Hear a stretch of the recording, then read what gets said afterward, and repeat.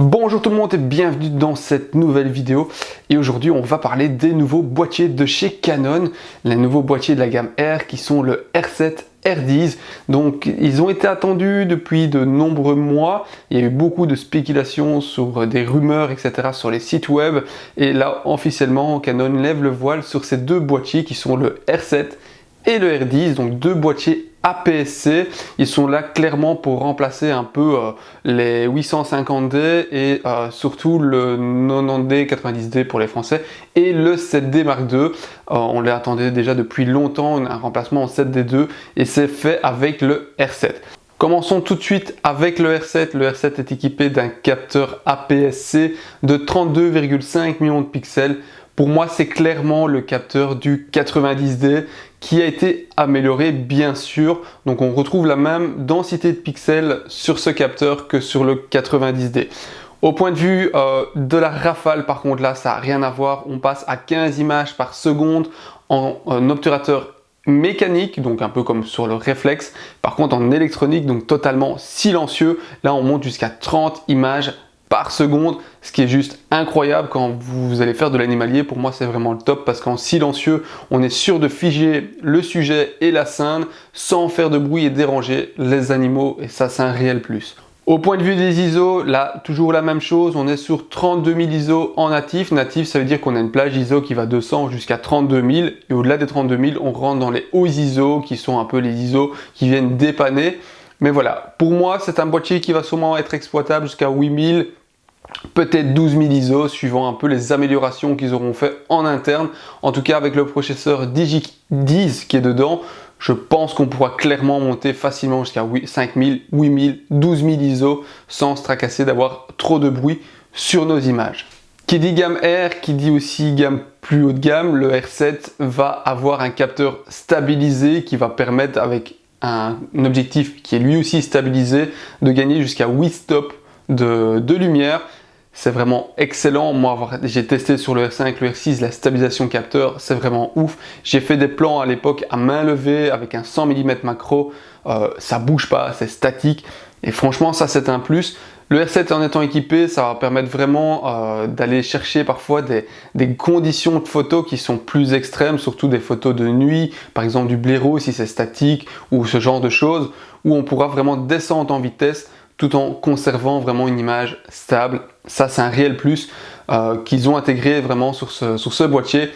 Franchement merci Canon d'avoir fait ça, la stabilisation capteur c'est vraiment quelque chose qu'on apprécie de plus en plus et qui est compatible bien sûr avec la gamme RF mais aussi avec la gamme EF, du moins pour certains objectifs. Point de vue autofocus, ben là il n'y a rien à dire, ils ont vraiment pris tout ce qu'il y avait sur le R5, R6 et R3 et l'ont mis dans le R7, donc on retrouve exactement le même module AF que ces boîtiers. Donc on va avoir toujours le tracking sur les gens, sur l'œil bien sûr, sur les animaux et sur l'œil, mais aussi sur les véhicules, qui est aussi équipé d'une intelligence artificielle, donc ça veut dire qu'il va pouvoir vraiment suivre les sujets en permanence sans décrochage une fois qu'il est dans le cadre.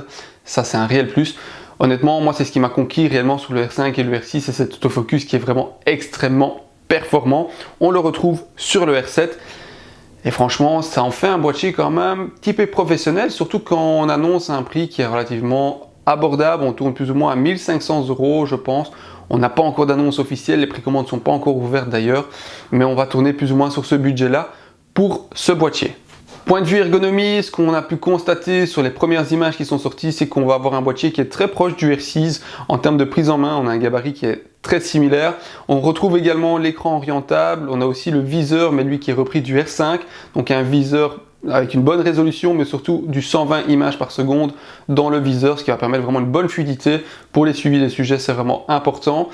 Au point de vue de l'écran, comme je l'ai dit, il est orientable et tactile avec une très bonne résolution qui est identique au R6. Si je dis pas de bêtises, on est vraiment comme sur le R6, je vous mettrai la résolution juste en dessous.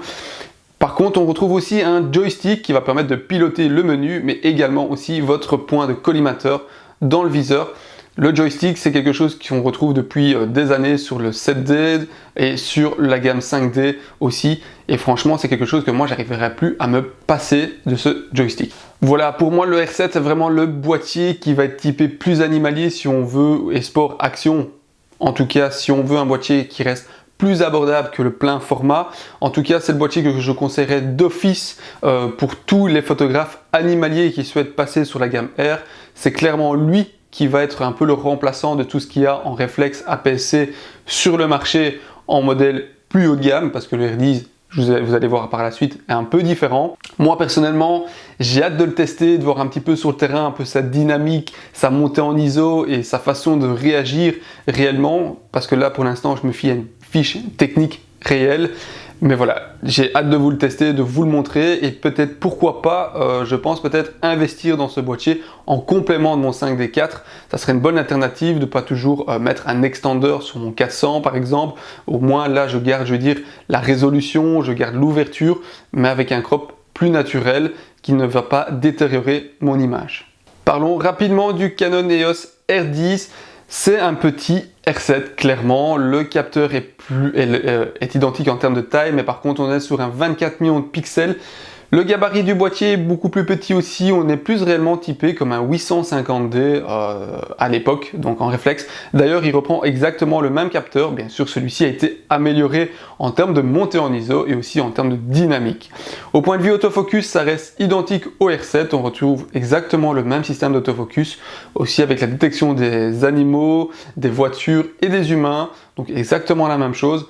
Canon ne cherche pas à faire du compliqué, ils remettent vraiment tout le match gagnant dans tous ces boîtiers et ça c'est un réel plus.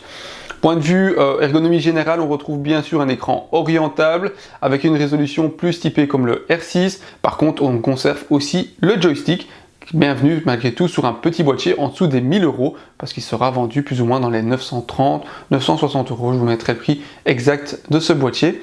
Au point de vue vidéo, lui par contre en 4K à partir de 60 fps aura un crop 1.6, donc si on veut filmer en 4K 60 fps, il faudra penser qu'on a un petit crop dans l'image qu'on n'a pas en 30 fps et qu'on n'a pas du tout sur le R7. Voilà, on va terminer cette vidéo avec cette conclusion. Alors pour moi, les deux boîtiers sont différents. Le R10 va vraiment être une gamme plus dédiée aux débutants qui ne veulent pas mettre un tarif trop élevé. Bon, certes, 900 € reste un fameux tarif, mais on est sur un boîtier qui va profiter de toutes les technologies que Canon propose sur cette gamme R, en tout cas, avec un capteur qui reste quand même très bon, les 24 millions de pixels qu'on retrouve généralement sur tout ce qui est M50, Mark II, sur le 850D, là qui est reporté sur le R10 en étant encore amélioré avec toute la technologie arrière photo qui est vraiment bonne. Pour moi, ça reste un bon petit compromis. Le R7, lui, va vraiment être destiné à des personnes qui ont déjà, je veux dire, le pied à l'étrier dans le milieu de la photo sportive, qui souhaitent avoir un appareil photo APS-C en retrouvant toutes les performances d'un R5, d'un R6. On annonce quand même 30 fps en silencieux et franchement ça c'est un plus, en sachant qu'on va pouvoir monter jusqu'à un 16 millième de seconde en obturateur électronique. Ça franchement c'est un plus parce qu'on n'avait pas du tout ça sur le R5 ni sur le R6. Moi, qu'est-ce que je vais faire? Je vais attendre de le tester avant d'avoir un avis beaucoup plus tranché, beaucoup plus clair sur ces produits, surtout au niveau de la gamme dynamique des deux boîtiers et au niveau de la gamme ISO, parce que moi, c'est ce qui m'intéresse énormément, c'est la montée en ISO du R7 pour voir si vraiment il est très bon et s'il est encore meilleur que le 90D. Enfin voilà, je me ferai un avis prochainement. Et pourquoi pas peut-être un jour sauter le pas sur un APS-C parce que je suis habitué au plein format et je vous avoue que ça me titille un peu de le tester. En tout cas, on se retrouve très bientôt dans une prochaine vidéo. Moi, je vous dis à la prochaine. Allez, ciao!